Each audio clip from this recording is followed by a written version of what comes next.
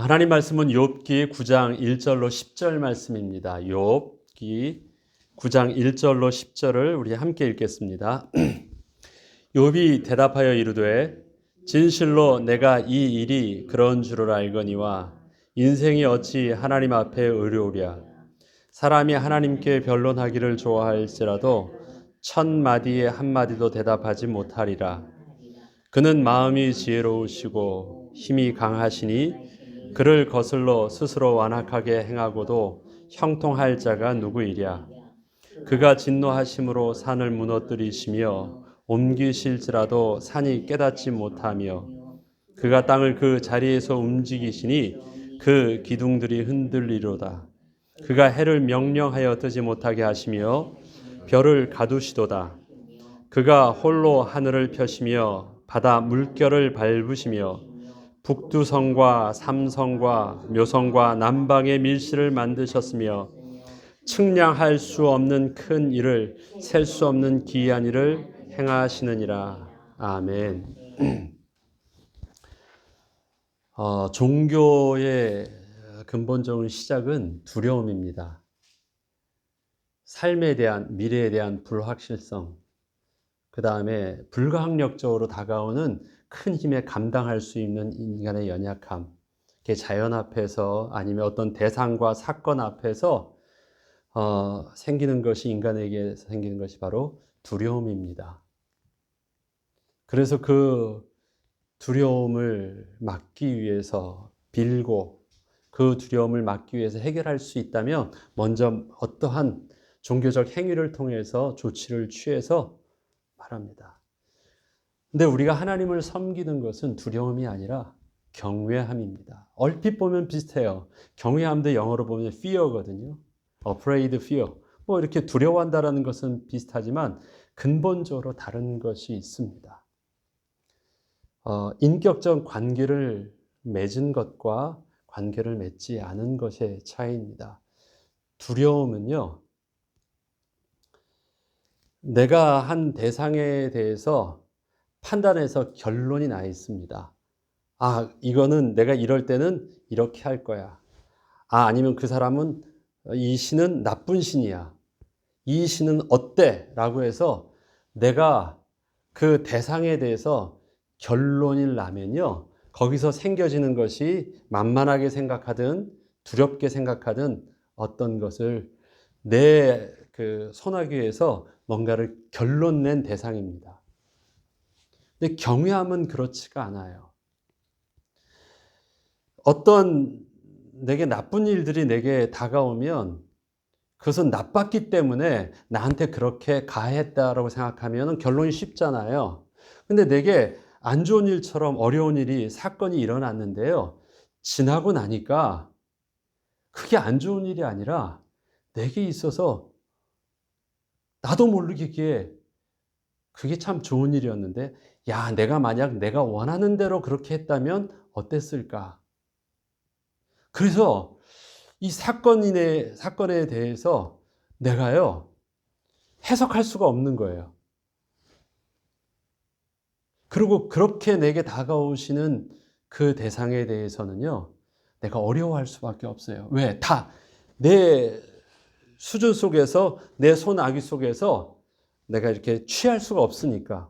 통제권 밖에 있잖아요. 내 이해권 밖에 있으면 내 이해권 안에 있는 것은 나쁘고 좋고 무섭고 힘이 세고 적고가 내 이해권 안에 있으면요, 나는 그것에 맞춰서 내가 뭔가를 할 수 있어요.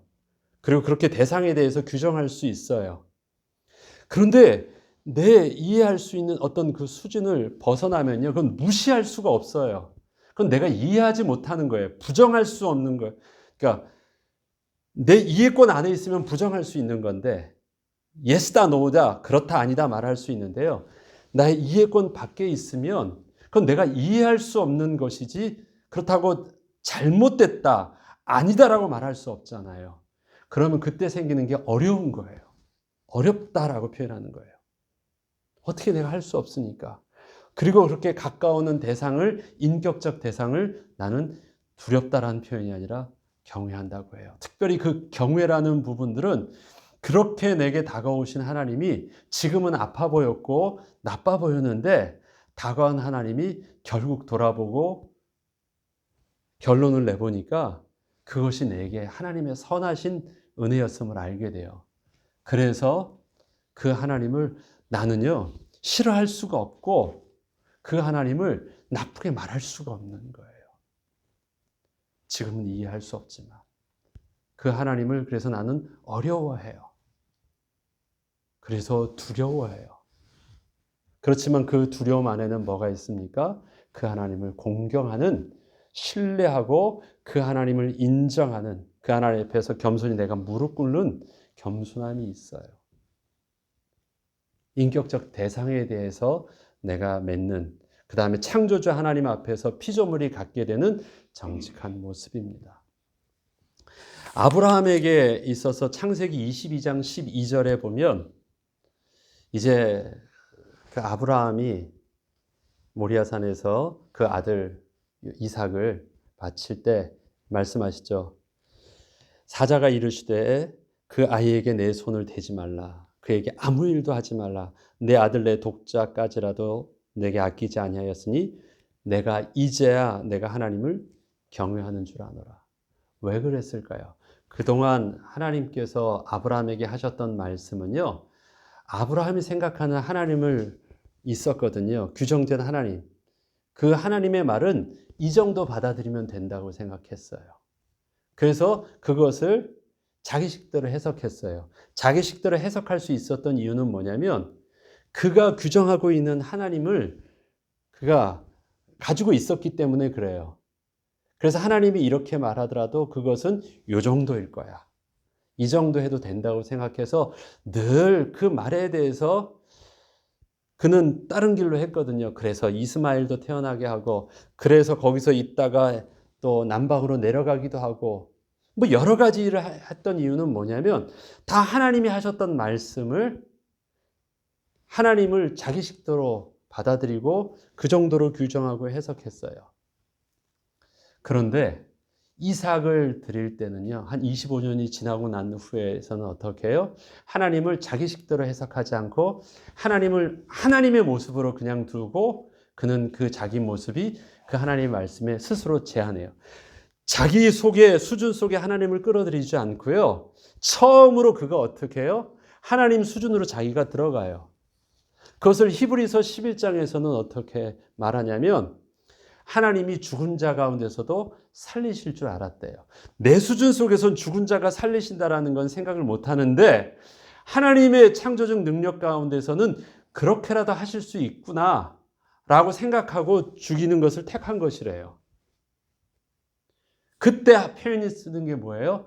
네가 이제 하나님을 너가 순종하면서 그동안 예배도 드리고 제사도 드리고 순종해서 이곳까지 갈대아에서 떠나서 이곳까지 오고 다 하는 것처럼 보였지만 그때 하나님을 섬긴다라는 개념과 순종한다는 개념과 네가 이삭을 순종해서 모리아산에서 바친다는 개념이 근본적으로 달랐던 거예요.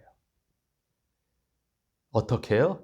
종교에서 이제는 복음으로 바뀐 거예요.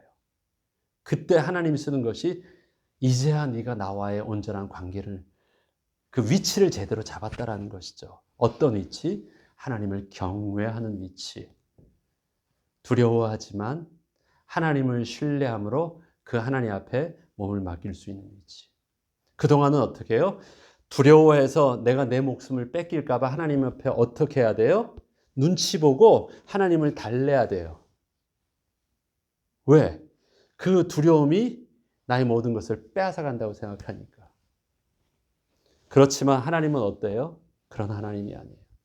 야, 내가 하나님을 다 내가 품을 수 없다라는 것이 이제 하나님을 두려워하는 이유지만 어떻게 해요? 그 하나님이 나에게 모든 것을 빼앗아가려고 하시는 것이 아니라 내게 더 좋은 것을 주시려고 하시는구나 해서 내가 하나님께 들어가는 거예요. 하나님을 경외한다는 것. 이 차이를 두고 그 친구 빌닷의 얘기와 그 다음에 이 욥의 이야기를 보면요, 이런 차이가 있습니다.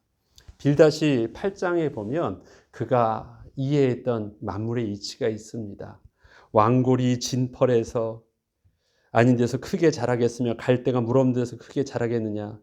이런 것은 새순이 돋아나 아직 뜯을 때가 되기 전에 다른 풀보다 일찍 마르느니라.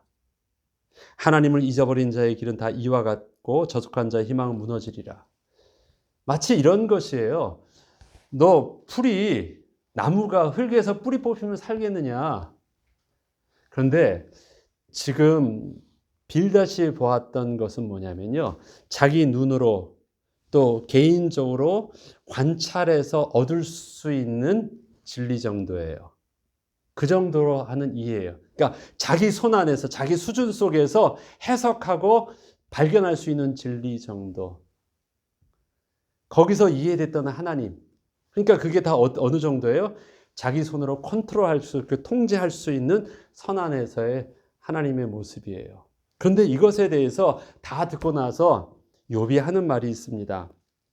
욥이 2장부터 보면요. 진실로 내가 이 일이 그런 줄 알거니와. 그래. 네가 했던 말들이 내가 틀리다고는 얘기하지 않을게.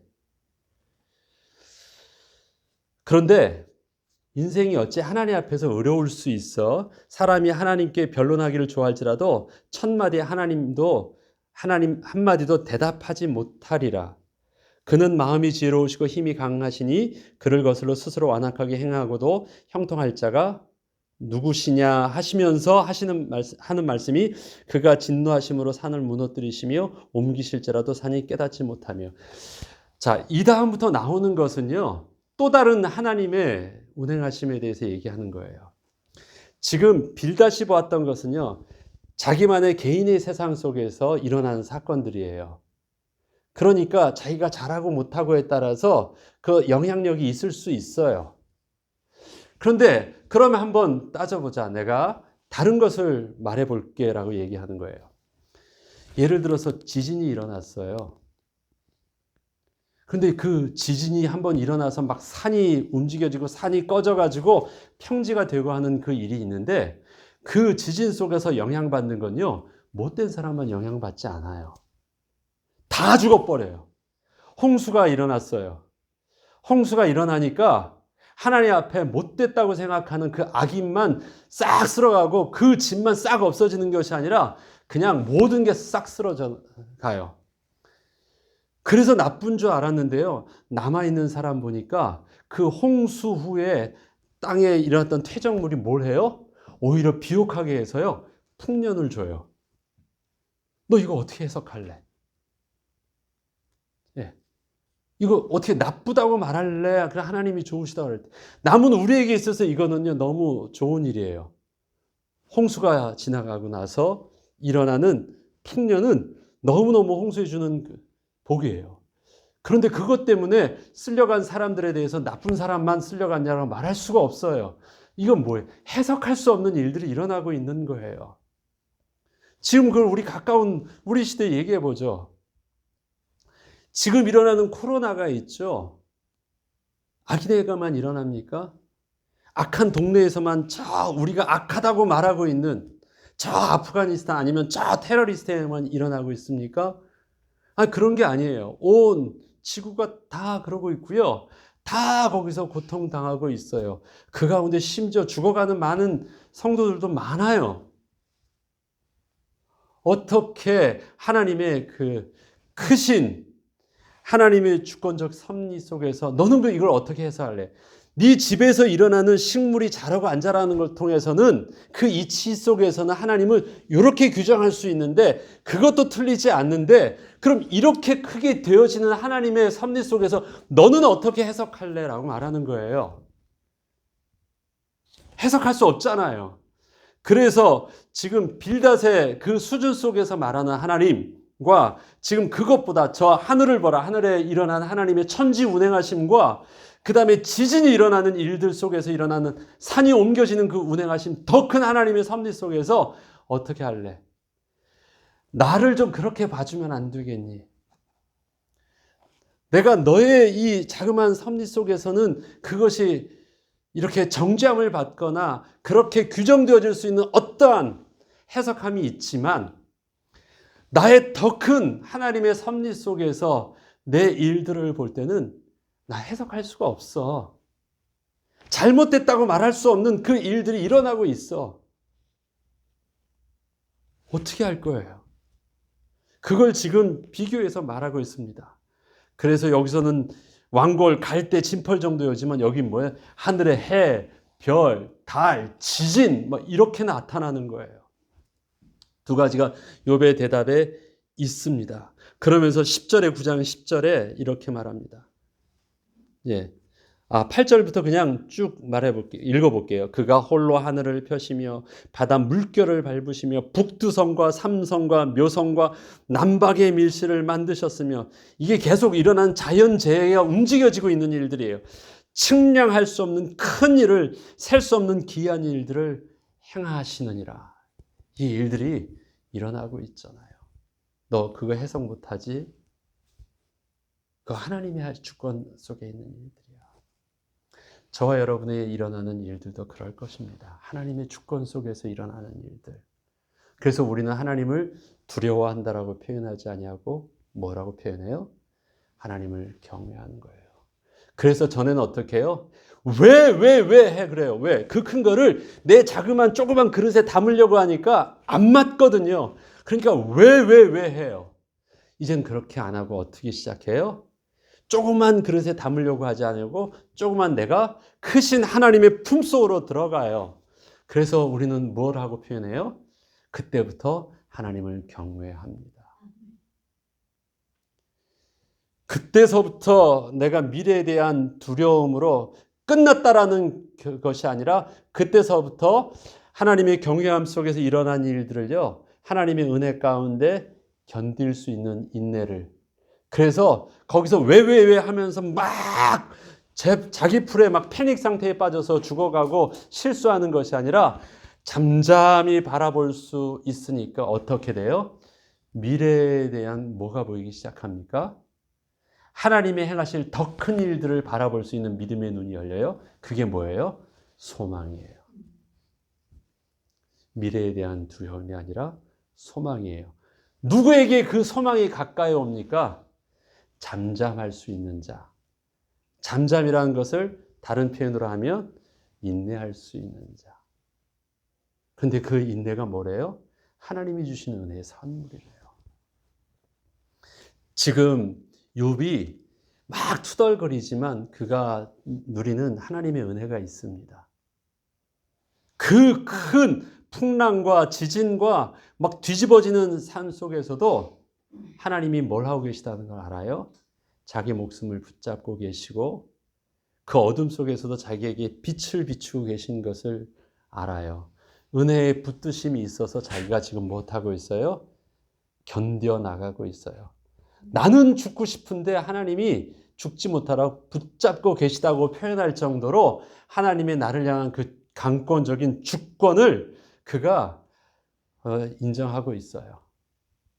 네, 아프다고 말하지만 하나님이 나의 이 육신적인 이 본능적인 이 피하려고 하는 것에 대해서 하나님은 절대 양보치 아니하고 하나님 붙잡고 계시다라는 거예요. 그는 투덜거리고 있지만 사실은 그것은 뭐예요? 하나님의 은혜에 감사하고 있는 거예요. 그게 욥이 누리는 성령의 열매, 인내의 축복이에요. 그가 참고 있는 게 아니에요. 하나님이 붙잡고 계시는 거예요. 그게 그 말 속에서 나와요. 겉으로는 내가 이렇게 말할 수밖에 없지만 그가 신앙의 말을 할 때는요, 나는 이렇게 말하지만 그래도 하나님이 오라. 한마디씩 툭 해요. 9마디 불평거리면서 그래도 하나님이 오라. 그래도 하나님이 오라. 그래서 내가 잡혀있는 은혜 가운데 나가는 것입니다. 그래서 인내가 뭐가 될 수 있어요? 성령의 열매가 되는 거예요. 그 하나님의 성령의 열매를 통해서 하나님 백성에게 뭐가 있어요? 소망이 있어요. 다 끝났다가 아니라 뭐예요? 잠잠히 있어서 이해할 수 없고 결론 낼 수 없었던 이 천지가 개벽되어지는 그 일들 속에서도 가만히 있어 보니까 폭풍이 지나간 후에, 지진이 지나간 후에, 바람이 지나간 후에 들려주시는 하나님의 세미한 음성을 들어요. 누구처럼? 엘리야처럼 듣게 되는 거예요. 그게 단 줄 알았는데 거기에 하나님이 안 계시고요. 그 가운데 들려주시는 세미한 음성을 들어요. 욥이 들어요. 저와 여러분에게 하나님이 들려주세요. 그 말씀은 뭐예요? 소망의 메시지예요. 엘리야에게 있어서는 새로운 비전의 메시지를 주시고요. 욥에게 있어서는 더 큰 하나님의 축복들을 허락하여 주시고요. 욥기를 생명 양식에서 15장까지 다루더라고요.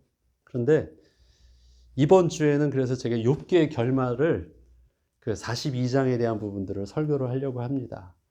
어떻게 해서 욥에 대한 마무리를 하나님이 어떻게 욥에 대해서 말씀하시면서 마무리를 해주시는지 단순히 잘 참으니까 복을 받았다가 아니라 하나님이 이러한 일들을 통해서 욥에게 주셨던 그 소망의 축복이 무엇인지를 하나님이 알게 하십니다.